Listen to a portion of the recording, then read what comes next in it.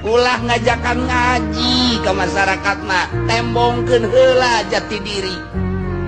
Lamun urang geus jadi madu pasti sireum daratang, geus jadi gula sireum daratang, mun jadi jajamu budak leutik pangheulana kabur pahit cakena teh mah. Atuh kitu heula jadi santri. Aju memeh aya santri geus ngabangun heula 2 tingkat. Wah, asana ieu mah pipeternakeun ayam ya. Pipeternakeun gajen kumaha ge. Lain kitu didikan salaf mah. Datang ka imah, tembongkeun diri urang jati diri ibadah ka Gusti Allah.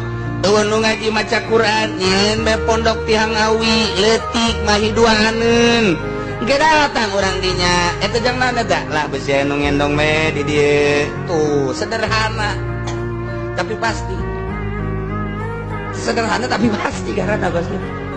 Datang kolotna ieu lah teh nu ngaji hamil dia tah. Iya tuh betaheun teh moal atuh coba doakeun supaya betah geus itu tadi dinya tah. Tuh mulai 1 2 3 pagahan beneran punyana. Tuh, geus aya tak kuari mah. 5 geus teu mahi.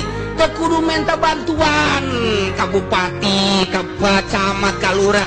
Duit lu aya gunakeun heula bego. Sapira meuli awi opat deui da panjangan ieu ku aing ka dieu make hateup ka dinya tah beres.